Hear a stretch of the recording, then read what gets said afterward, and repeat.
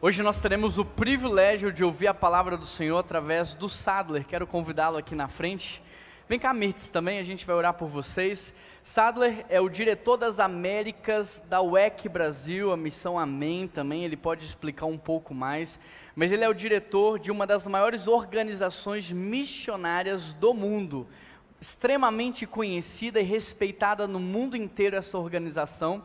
E o Sadler e a Mirtz, eles são diretores das Américas, então eles respondem pela América do Sul, América Central, América do Norte, são membros da nossa igreja.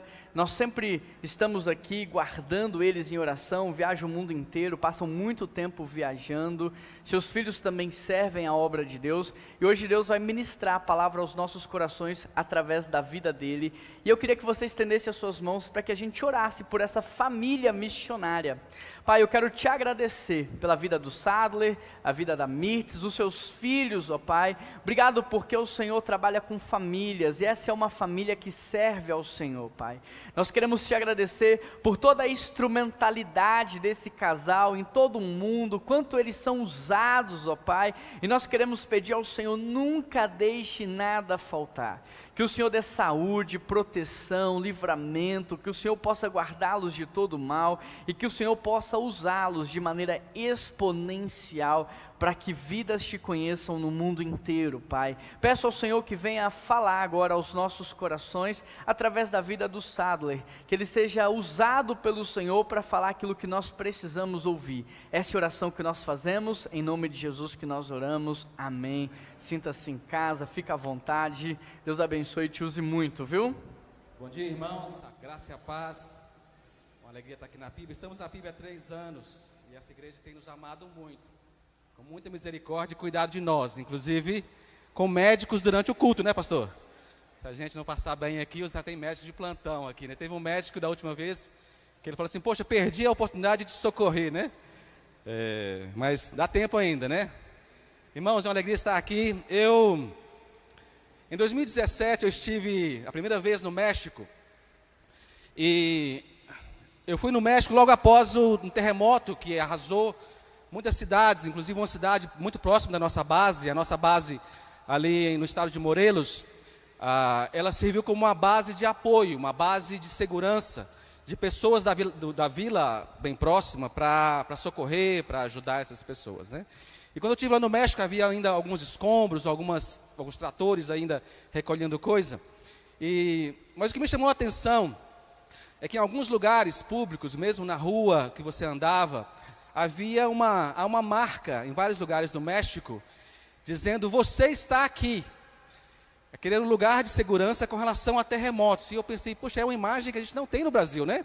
Um lugar de segurança, um lugar onde você pode ficar ali e você pode estar seguro. E enquanto eu estava ali, eu fiquei em cima do lugar, e eu pensei: Senhor, como é bom estar aqui. E naquele momento Deus começou a falar comigo, muito com relação à direção de Deus e a maneira como Deus se move. E não apenas a maneira como Deus se move, mas a maneira como Deus se move por nós e em nosso favor. A maneira como Deus se move em nós e a maneira como Deus se move através de nós. Eu queria que vocês me acompanhassem nessa jornada, nessa caminhada que eu estou já desse tempo para cá, de pensar na direção de Deus. Eu coloquei um tema para a minha mensagem, mas eu podia ter colocado, em vez de ajustando o foco, que é o tema aqui da PIB, né? Podia ter colocado ajustando a rota, e talvez sirva para você também aí, ajustar a sua rota para 2025, ajustar a rota do seu coração. Eu gostaria de pensar com vocês em 6 etapas, 6 maneiras, 6 princípios da maneira como Deus se move em nossa direção, a maneira como Deus se move em nosso favor. Eu queria te convidar a abrir alguns textos, já que nós estamos em escola dominical, ainda, né, se você puder anotar, personalizar, colocar o seu nome aí na passagem onde nós estamos. A primeira delas está em Gênesis capítulo 3, versos 8 e 9, e esse primeiro princípio é Deus em nossa direção. Vamos ver juntos. Ouvindo o homem e sua mulher os passos do Senhor, que andava pelo jardim quando soprava a brisa do dia, esconderam-se da presença do Senhor entre as árvores do jardim, mas o Senhor Deus chamou o homem perguntando: onde você está?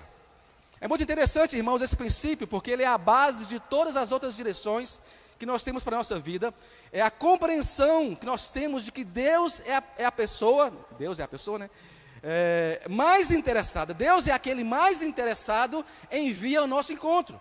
Deus é aquele que toma a iniciativa de vir em nossa direção. Se a nossa vida está estagnada, está parada, o GPS não se move, a gente precisa entender que Deus é aquele que dá os primeiros passos em nossa direção. E assim Ele fez aqui no Éden. O Senhor Jesus vai repetir lá em João capítulo 4, quando Ele diz que o Senhor está à procura de adoradores, né? E aqui essa maneira mais humanizada de colocar essa humanização em Deus, de que Deus estava procurando um homem. Claro, Deus é onisciente, Deus é onipresente, Ele sabia onde Adão estava, mas ali naquele texto de João, eu fico pensando que o Senhor está à procura de adoradores. É tão bom quando o Senhor, Ele nos acha e a gente está adorando, não é mesmo? É tão bom quando o Senhor nos encontra e nós estamos em adoração, nós estamos em comunhão, em leitura da palavra, você faz aquela checagem. Mas aqui nesse texto não era assim. Deus foi em direção ao homem, o procurou, fez essa pergunta: onde você estava no pior momento da humanidade? No pior momento de Adão e Eva, Deus deu passos em sua direção. E é mais ou menos assim que acontece com a minha vida e com a sua vida. Quantas vezes nós estamos em pecado, ou nós estamos envergonhados, ou nós estamos entristecidos, nós estamos sujos, e nós percebemos que Deus está vindo em nossa direção, e faz para mim e para você essa pergunta: onde você está? Aonde você está? Do ponto de vista geográfico, a gente está aqui em Belo Horizonte, no Marco Zero de Belo Horizonte, você está aqui dentro da igreja. Se você pudesse responder essa pergunta: onde você está na sua vida? Não adianta você dizer que esse ponto aqui, contra terremotos da vida, né? A igreja é um lugar muito bom, contra as tempestades que está lá fora, né? Mas às vezes nós estamos aqui fisicamente, mas nosso coração está atribulado, nossa alma está em outro lugar. Ou muitas vezes nós estamos em um ponto, mas nosso coração está envergonhado, entristecido por causa do pecado. E quantas vezes, irmãos, o Senhor vem ao nosso encontro quando nós estamos no nosso pior momento. A gente que é mineiro, a gente dá vontade de, sabendo que o Senhor está vindo em nosso encontro, a gente quer arrumar as coisas, a gente quer arrumar a casa, a gente quer esconder a sujeira, mas não é assim com Deus. Quando Deus diz onde você está, Ele sabe onde te achar. Não tem poço mais profundo que Ele não possa te encontrar, não tem montanha mais alta que Ele não possa te achar, não tem vale mais alagado, mais sujo que Ele não possa ir ao seu encontro. Deus é aquele que diz onde você está.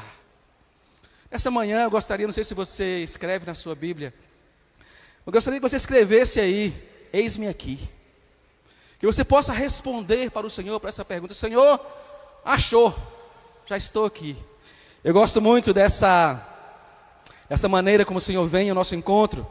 E nesse texto aqui, o João 3,16, nós conhecemos muito bem, né? Porque Deus amou o mundo de tal maneira que deu seu Filho unigênito, que entregou o seu Filho para que todo aquele que nele crê não pereça, mas tenha vida eterna. Mas o interessante é que o verso 17 vai dizer que Deus enviou o seu mundo não para condenar o mundo, mas para que este fosse salvo por ele.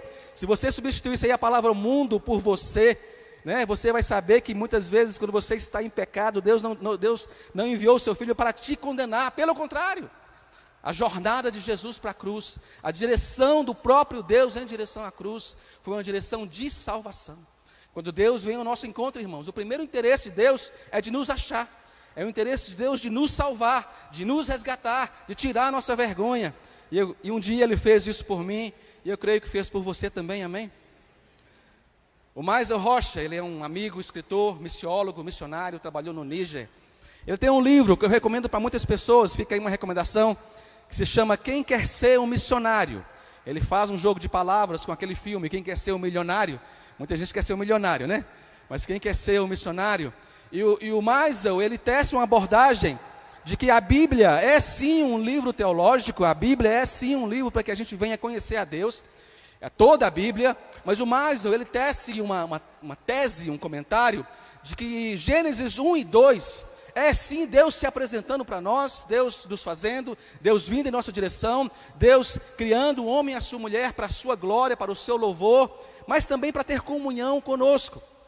Mas a partir da queda de Adão, da queda de Eva, da minha queda, aí da sua também, a partir de Gênesis 3, a Bíblia não passa a ser não apenas um livro teológico, mas ela também se torna um livro missiológico. Ou seja, Deus se coloca não apenas em uma direção de comunhão, mas Deus se coloca em uma direção de resgate. Ele se coloca na sua própria missão de vir resgatar o seu coração e o meu coração. Interessante como Deus se move, a direção que Deus se move, e Deus se moveu dos céus até a cruz. A direção do Cordeiro até a cruz, para salvar a sua vida e salvar a minha vida. Esse talvez seja um dos princípios mais importantes desse Deus em missão, desse Deus que se coloca no processo, né? Fala-se muito sobre processo nesses dias de hoje, que Deus é o mais interessado de vir na sua direção e na minha direção. O segundo princípio, ou a segunda direção, né, ajustando o GPS, ajustando a rota nesse 2025 que serve para a sua vida e para a minha vida, na verdade é um convite, é uma direção que o próprio Jesus se faz para mim e para você. Lá em Mateus capítulo 11, 28, ele vai dizer: vinde a mim, ou venham a mim todos que estão cansados e sobrecarregados, e eu lhes darei descanso. Que lindo, né, irmãos? Jesus reforçando esse propósito de Deus, essa direção de Deus de ter comunhão comigo e com você, mas dessa vez não é apenas Deus dando passos em nossa direção, mas Ele fazendo um convite para mim e para você, para que nós possamos dar passos em sua direção. Esse convite de Jesus é: venham a mim, vinde a mim, venham para mim, venham até mim. Eu fico imaginando, né, quando a gente tem filho pequeno, nós já tivemos filhos pequenos, e a criança está começando a andar, e você abre os braços, daí você fala assim: pode vir, né? Pode vir em minha direção. E é isso que Jesus está fazendo aqui. Ele está fazendo um convite. É a direção até Jesus. Uma caminhada que um dia eu fiz, que certamente você fez. As nossas igrejas têm esse costume de fazer o apelo para a salvação, e dizendo para as pessoas: venham até Jesus. Entregue a sua vida para Jesus, venha do jeito que você está, irmãos. Eu creio que esse é um dos passos mais importantes na vida. É uma das caminhadas, é a caminhada mais importante na vida. É mais importante do que a caminhada no altar no dia do casamento, que você anda dali até aqui, né? A caminhada até a Jesus é uma das caminhadas mais importantes que tem para a minha vida e para a sua vida. Eu gosto muito do texto de Jeremias. Os profetas, eles elaboraram bastante sobre essa questão da maneira como Deus se revela, a maneira como Deus se move, e a maneira como Deus se faz acessível a mim e a você. E Jeremias descreveu muito bem essa questão, lá em Jeremias capítulo 29, versos 12 e 14. Ele diz o seguinte: então vocês clamarão a mim, virão orar a mim, e eu os enviarei. Olha que parte da minha mensagem. Vocês me procurarão e me acharão quando me procurarem de todo o coração. O que me chama a atenção é o verso 14. Eu me deixarei ser encontrado por vocês, declara o Senhor. Isso não é lindo?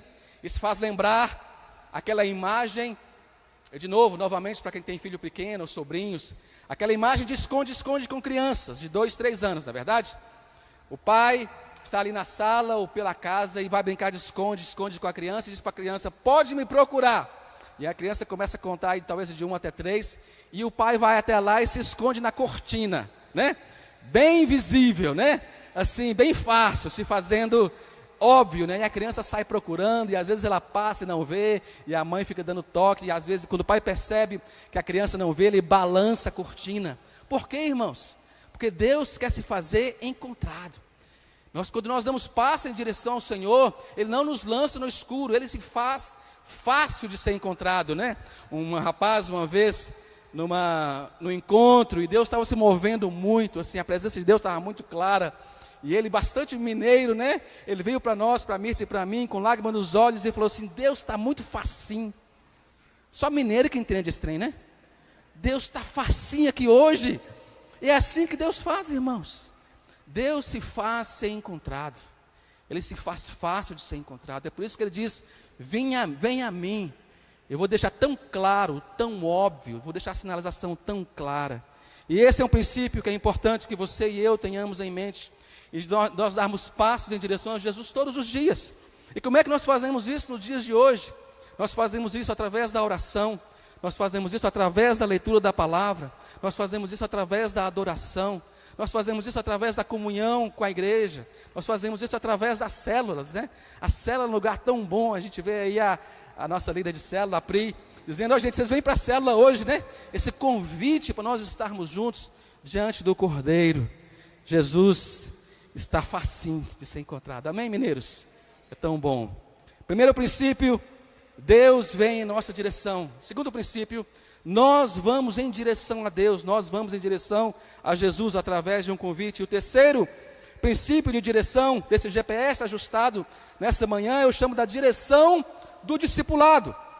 Não apenas nós entendemos que Deus vem em nossa direção, ou que nós vamos em direção a Deus, mas Mateus capítulo 4, versos 18 a 20, na versão revista e corrigida, Almeida, vai dizer, e Jesus andando junto ao mar, viu dois irmãos, Simão, chamado Pedro, e André, seu irmão, os quais lançavam as redes ao mar, porque eram pescadores, e disse-lhes, vinde após mim. Eu gosto demais dessa versão.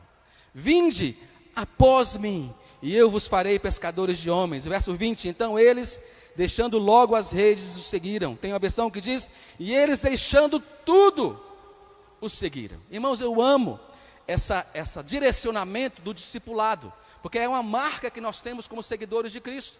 Jesus disse, venha após mim, venha me seguir. E essa palavra, quando ele chamou a Levi, chamou a Mateus, chamou a Pedro e a João, ele diz, siga-me. Naquele tempo haviam sim mestres, rabis, que tinham seus discípulos, e eles seguiam outros mestres, outros rabis, seguiam a João, mas Jesus está dizendo, agora vocês vão ser seguidor do Rei dos Reis e Senhor dos senhores.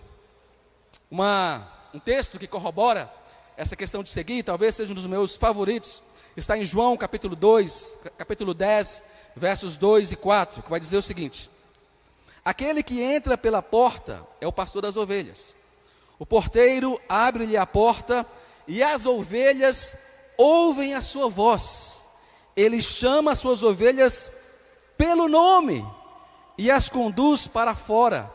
Depois de conduzir para fora todas as suas ovelhas, veja bem, irmãos, vai adiante delas, e estas o seguem, porque conhecem a sua voz. Quantos aqui conhecem a voz de Jesus?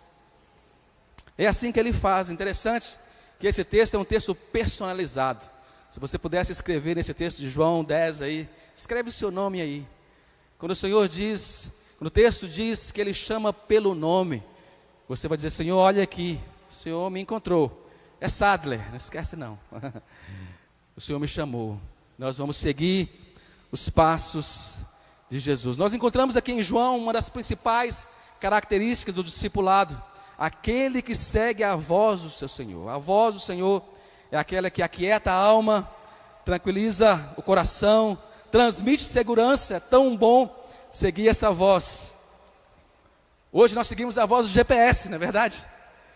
Nós colocamos o GPS para nos direcionar ali, é muito importante, eu sou grato a Deus demais por GPS, usamos demais o GPS nessas viagens que a gente faz, é tão bom quando tem um GPS dando direção, vire à esquerda, vire à direita, prossiga em 500 metros, é interessante, nós pudermos aplicar isso para a voz de Jesus, imagina, Jesus dizendo para mim e para você, olha, eu estou indo por aqui, passe por aqui, venha comigo, eu sei para onde que eu estou indo. Irmãos, é tão bom seguir alguém que sabe para onde está indo, é verdade? O texto não está aqui, mas nós conhecemos muito bem, João 14, o Senhor ele faz aqui a analogia de bom pastor, de pastor que ele é, falando de si mesmo, mas em João 14, ele vai se designar, ele vai se dar 3 designações, ou 3 nomes, ele vai dizer, eu sou o caminho, João 14, 6, eu sou o caminho, a verdade e a vida. É tão bom isso, né? Tão simples, mas tão profundo. Jesus dizendo, eu sou o caminho.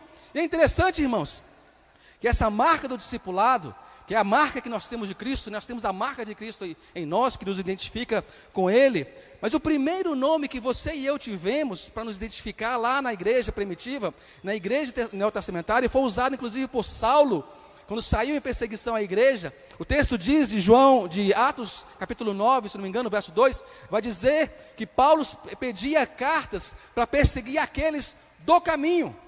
Nosso nome, não sabia identificar a gente, porque nós somos aqueles do caminho. E nós mineiros devemos ser o povo do caminho mesmo, o povo que anda, né? Nós somos o povo do caminho. Só lá em Atos 11, em que o texto vai dizer que nós fomos então, em Antioquia, chamados de cristãos, ou pequenos cristos. Nós temos essa marca. Nós somos cristãos, nós somos seguidores do Cristo, nós somos seguidores de Jesus, e essa é uma identificação do discipulado. David Livingstone foi um missionário do século retrasado, trabalhou ali na antiga Rodésia, ele era inglês, ele era, como se diz, Sir David Livingstone, ele era ordenado pela coroa inglesa, ele era um pesquisador, mas era também um missionário, trabalhou na região ali, chamava de Rodésia antigamente, que envolve Zimbábue, Tanzânia, Moçambique. Ele a partir dali, ele começou um processo de evangelização e proclamação, e ele, como ele era um pesquisador também, o objetivo dele era seguir o delta do Nilo, e seguir até o Egito. Mas David Livingstone, ele era um proclamador, ele era um missionário que falava de Jesus em tempo e fora de tempo, e algumas pessoas se converteram, e depois de algum tempo, ele veio a falecer. Ele faleceu lá na Rodésia, lá no Zimbábue, na Tanzânia. E quando ele morreu, a coroa inglesa, porque ele era um sir da coroa inglesa, a coroa inglesa iria então buscá-lo lá na África, para que o seu corpo fosse enterrado lá na Inglaterra com todas as honras. Só que os irmãos ali convertidos na África, eles fizeram um pedido então para a rainha da época, para o rei, dizendo o seguinte: olha, vocês podem levar o corpo, mas deixa o coração dele enterrado aqui. E eles assim os fizeram, lá na Tanzânia, debaixo de uma árvore, eles enterraram o coração de David Livingstone e carregaram o seu corpo ali para a Inglaterra, onde foi enterrado. Anos depois, outros missionários vieram pela mesma região e encontraram ali igrejas estabelecidas, aldeias que haviam sido alcançadas, e outras aldeias que haviam recebido proclamação e não tinham uma igreja estabelecida. Eles começaram a falar ali, a proclamar o Evangelho, e eles chegaram no ponto que eles começaram a explicar quem é Jesus, a falar de Jesus, e a dar as características de Jesus, e o pessoal começou a dizer: nós sabemos quem é, esse Jesus que vocês estão dizendo, ele já passou por aqui. E a geografia bíblica do missionário disse: não, aqui no Zimbábue, acho pouco provável, né, que Jesus tenha andado até aqui. Aí ele disse: não, esse que você está descrevendo já esteve aqui. E eles tentaram ali buscar qual a razão antropológica, porque eles entendiam aquilo. Eles falavam assim: não, só que aqui eles usavam outro nome, ele se chamava David Livingstone. Irmãos, uma pessoa tão parecida com Jesus, que foi confundida com Jesus, para aqueles que não conheciam. Imagina que marca é essa que nós devemos ter como discípulos de Jesus, daqueles que seguem o caminho, que seguem o Cordeiro. Quarta direção, obviamente é uma direção que eu gosto muito, não apenas a direção de Deus ao nosso encontro, de nós em direção a Jesus, dessa convicção que nós temos que vamos seguir a Jesus, seguir os seus passos. Daqui em diante, em Mateus 28, ele vai então nos enviar pelos caminhos. Ele vai dizer em Mateus 28, 19, portanto, vão, ou ide, ou indo, vão e façam discípulos de todas as nações, batizando-os em nome do Pai, do Filho e do Espírito Santo. Chamamos essa passagem da grande comissão, e é interessante que em 2033, agora, daqui a 8 anos, nós vamos comemorar 2000 anos desse mandamento. 2000 anos dessa comissão dado a mim e a você, discípulos de Jesus, a proclamar o seu nome em tempo e fora de tempo e em todos os lugares, em todas as nações. Lá no em João capítulo 20, mais um texto, capítulo 20, verso 21, vai dizer: novamente Jesus disse: paz sejam com vocês. Vejam bem, irmãos, assim como o Pai me enviou, eu os envio. E aqui eu vejo um princípio contínuo de como Deus nos envia, né? É o envio que eu chamo de pai para filho e filhas, amém? Deus não envia bastardos, criaturas, é um envio familiar, né? Um envio paternal. E Jesus está dizendo o seguinte: assim como o Pai me enviou, eu os envio. A questão é que os discípulos, lá do Éden, essa luta contra o pecado, a luta contra as nossas inseguranças, a luta contra os nossos medos, os discípulos, irmãos, ficaram apavorados, quando Jesus começou a dizer o seguinte: olha, eu estou aqui, vou preparar uma casa, preparar uma morada para vocês, mas eu estou partindo daqui. Você imagina, você ter o seu mestre, o Senhor dos senhores, você foi até a Ele, você vai seguindo, mas eles dizem o seguinte: olha, agora vocês vão ser enviados, né? Vocês vão ser enviados. E bateu nos discípulos aquele sentimento de insegurança, de orfandade, dizendo: como é que eu vou sair sozinho nesse trem, né? Como é que eu vou sozinho nessa questão de ir sem Jesus? O que nos leva exatamente para o quinto ponto, que não é necessariamente uma direção, mas é uma promessa na direção, que está na continuidade desse texto, a quinta direção, que eu chamo de Emanuel. A quinta direção vai dizer, em Mateus capítulo 28, verso 20, vai dizer: depois que nós saímos proclamando Jesus, fazendo discípulos de todas as nações, vai dizer: ensinando-os a obedecer a tudo que lhes ordenei. Vejam bem, irmãos, e eu estarei com vocês até o fim dos tempos. Isso não é uma bênção, irmãos? Quando o Senhor nos envia, Ele está conosco, porque Ele é Deus e Emanuel. Ele não nos envia aleatoriamente, você não sai de qualquer jeito, você sai na presença do Senhor. Nós não precisamos mais de uma coluna de fogo ou de uma nuvem, nós temos o Espírito Santo que nos conduz, e esse Deus Emanuel que nos direciona e nos faz companhia na caminhada. Não foi assim em Lucas capítulo 24, quando aqueles dois discípulos andando em direção a Emaús, e o Senhor Jesus vem, depois de ressurreto, Ele vem e começa a andar com aqueles dois discípulos. É tão bom, né? E eles disseram, quando Jesus partiu, eles disseram o seguinte: não é que o nosso coração se aquecia, ou se aqueceu, enquanto Ele falava conosco. É assim que o Senhor faz, irmãos. O Senhor está presente. Nós cantamos aqui, Natália nos conduziu muito bem, né? Deus está aqui. Porque Ele é Deus Emanuel, e Ele faz companhia na caminhada. É tão bom seguir alguém que sabe para onde está indo, mas é tão bom ter essa pessoa na nossa companhia. Isso não é novo. Moisés lá em Êxodo capítulo 33, verso 3, o Senhor Jesus aborrecido com o povo, aquele povo teimoso, é um reflexo de mim, de você, né? O Senhor Deus vai dizendo para Moisés: vão para a terra que mana leite e mel. É o Senhor dizendo para eles que podem ir. Mas o Senhor diz: mas eu não irei com vocês. Pensa no desespero de Moisés. Pois vocês são um povo obstinado, e eu poderia destruí-los no caminho. Um missionário, uma vez um pastor disse o seguinte: olha, irmãos, nós não somos boa companhia para Deus. Deus é uma excelente companhia para nós, mas a gente não é uma boa companhia para Deus, não. Porque a gente duvida, a gente é teimoso, a gente é ovelha, né? A gente é ovelha, a gente às vezes está numa direção, a gente vê um outro mato, a gente vai para outra direção, e o pastor está ali nos direcionando. E Moisés se desespera, lá no verso 15, nesse capítulo 33 de Êxodo, ele vai dizer para o Senhor: se o Senhor não for conosco, não nos envie. Amém, irmãos? Se o Senhor não for conosco, não nos faça sair daqui. E o Senhor disse para Moisés: olha, Moisés, tá bom, tem aqui um lugar perto de mim. Veja bem, irmãos, como é que esse Deus nos direciona para si mesmo. Ele diz o seguinte: eu tenho aqui um lugar perto de mim, um lugar na rocha, essa rocha é Cristo. E Ele diz: eu vou passar com toda a minha glória. Hoje nós não precisamos ficar mais na fenda da rocha, nós somos hoje firmados da rocha que é Cristo, e sobre essa rocha nós podemos declarar que não há mais condenação, não há mais carta escrita contra nós, não há mais pecado que nos vai levar para a perdição eterna, porque o Cordeiro foi morto e santificou a minha vida e a sua vida. Eu amo essa passagem, mas tem um dos textos que é um dos meus favoritos. Na verdade, a nossa organização, a UEC, a cada 3 anos, ela se reorganiza em planejamento estratégico e busca do Senhor direções para o que nós vamos fazer nesse triênio ministerial. Isso temos proclamado aí nas nações que nós ministramos, são cerca de 90 nações na terra, 300 povos não alcançados que a gente está diretamente envolvido.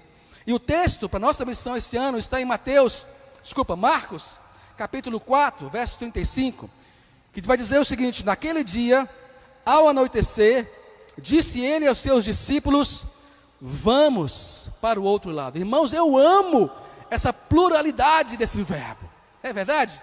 Porque o Senhor Jesus está dizendo o seguinte: olha, não apenas vai, vão, ide. Aqui ele está dizendo: vamos. Que bom, que gostoso. E eu dizia: Senhor, estou agarrado, né? Vamos. O contexto aqui, se você vai ler ali, o final do capítulo 4, do verso 35 adiante, irmãos, eles entraram no barco junto com Jesus e veio uma tempestade, ventos fortes, ondas altas. Ou seja, nem sempre que o Senhor Jesus te diz: vamos para uma travessia, vamos para uma direção, vamos para uma jornada, vamos para o barco juntos, nem sempre Ele promete águas tranquilas. Nem sempre o convite é aquele convite fofinho, né? Vai entrar 2025, vamos juntos, Senhor, e o Senhor vai abrir todas as portas. Nesse convite aqui do vamos, é um convite para atravessar qualquer circunstância, inclusive as tempestades. Oramos aqui por irmãos queridos que passaram por uma tempestade muito grande, né, irmãos? Perder pessoas é muito difícil. Perder entes queridos é muito difícil. É uma jornada, é uma travessia que a gente não quer entrar nela. É um barco que a gente não quer entrar nela nesse processo de se despedir de alguém. É um processo de pré-luto, sabendo que pessoas estão partindo. E depois continuar nesse processo. Mas o Senhor, meu querido, disse para você e para mim que Ele se coloca no barco. Ele se coloca no processo. Porque Ele é Deus e Emmanuel. Ele não te envia sozinho, Ele não apenas te dá a direção, Ele não apenas te diz: venha me seguir, Ele te diz: oh, eu estou junto com você, vamos juntos, vamos para o outro lado. No outro lado o Senhor Jesus enfrentou uma legião de demônios. A travessia não vai ser fácil. A nossa orientação para missionários é uma das questões que a gente faz, treinamento missionário, a gente diz muito para eles: olha, essa travessia que você vai fazer aí para o outro lado do mundo, atravessar o oceano, ir para outras nações, outros continentes, essa é a travessia mais fácil que você vai fazer. Chegando lá você vai enfrentar oposição, hostilidade, língua diferente, cultura diferente, comidas diferentes. Você não é bem-vindo, irmãos. Não se engane de que as nações estão aí de braços abertos, esperando os missionários, esperando os evangelistas, esperando os proclamadores. Nós não somos bem-vindos. Mas o Senhor Jesus, ele sabia que não seria fácil. E Ele nos promete a sua presença. E nós damos glórias a Deus por isso.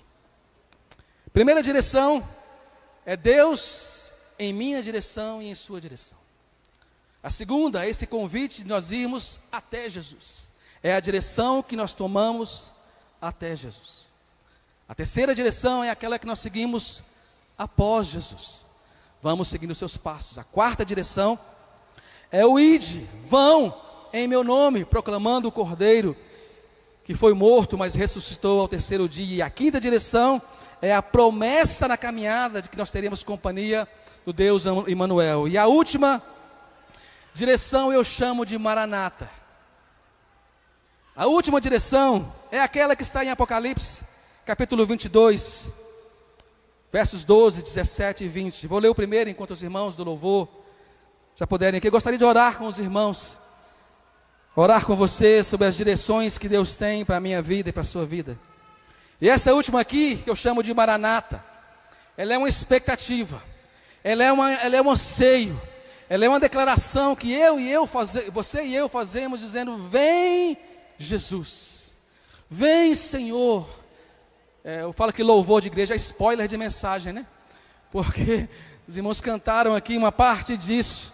Achei que a Natália e o pessoal aqui tinham lido meu esboço, né? Vamos ler juntos, o texto vai dizer: eis que venho em breve, a minha recompensa está comigo e eu retribuirei a cada um de acordo com o que fez. Verso 17, o Espírito Santo e a noiva, que somos você e eu, nós dizemos: vem. E todo aquele que ouvir, diga: vem.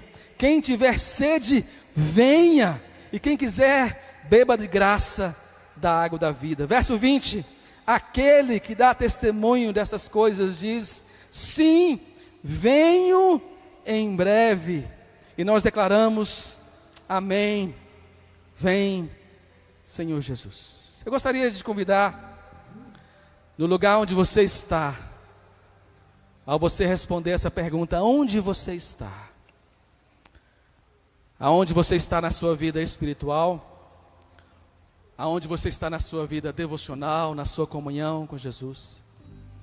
Aonde você está na sua caminhada com o Espírito Santo? Aonde você está na sua relação com a igreja? Aonde você está? Eu não sei se a sua vida está estagnada. Eu não sei se a sua vida está tomando rumos que você não deveria. Mas essa manhã é uma manhã de conserto. É uma manhã de ajuste de direção, de ajuste de rotas. É uma manhã que você vai entrar no Santo dos Santos, na presença do Senhor, com ousadia, com alegria, com paz no coração, perdoado, como um adorador que foi encontrado por aquele que procura. E você vai dizer com alegria e com paz: Senhor Jesus, pode vir. Vem, Senhor. Vem, Senhor. Vem, Senhor. Se coloca de pé no seu lugar, eu gostaria de orar. Você pode começar a fazer a sua oração. Enquanto os irmãos começam aqui a já ministrar um cântico, para que você possa ter esse tempo de oração, esse tempo de declaração, de dizer: Senhor, pode parar de procurar Jesus, o Senhor já encontrou. Nem sempre eu estou com a minha vida toda organizada. Muitas vezes eu estou com a minha vida suja, com rachaduras na minha armadura, muitas vezes rachadura no meu caráter, sujeira nas minhas vestes. Mas nessa manhã, Senhor, o Senhor me dá vestiduras novas. O Senhor limpa, Senhor, a minha sujeira com o sangue de Jesus, que purifica, que santifica. Meu Deus, essa manhã é uma manhã de conserto, é uma manhã de ajuste de rota, de ajuste de direção, que eu venha seguir os seus passos, que eu venha ser um discípulo, aquele que segue o Mestre, aonde o Senhor for. Senhor, eu não quero andar sozinho, eu quero seguir os teus passos, e eu quero ir, Senhor, e proclamar a outros o que o Senhor fez por mim, contar dessa misericórdia, Senhor, dizer para as pessoas: olha, eu estou indo em direção ao céu, essa é a direção que Deus me deu. Ele disse que está preparando um lugar para mim, Ele está preparando esse lugar para você também. Nós estamos indo em direção ao céu, e eu não vou para o céu sozinho, eu não vou tomar essa jornada sozinho. É o compromisso que nós fizemos, de não irmos nessa direção do céu sozinho, e é por isso que nós proclamamos. E nessa manhã, Senhor, nós dizemos: Maranata, Maranata, Maranata, ora vem, Senhor Jesus, a tua igreja. Nós declaramos que estamos prontos. O Senhor pode, quando lhe for devido, soar a tua trombeta e resgatar o teu povo e buscar a tua igreja. E nessa manhã de concerto, nós saímos daqui para qualquer direção que vamos andar. Nosso coração é esse coração que anseia pela tua volta, em nome de Jesus.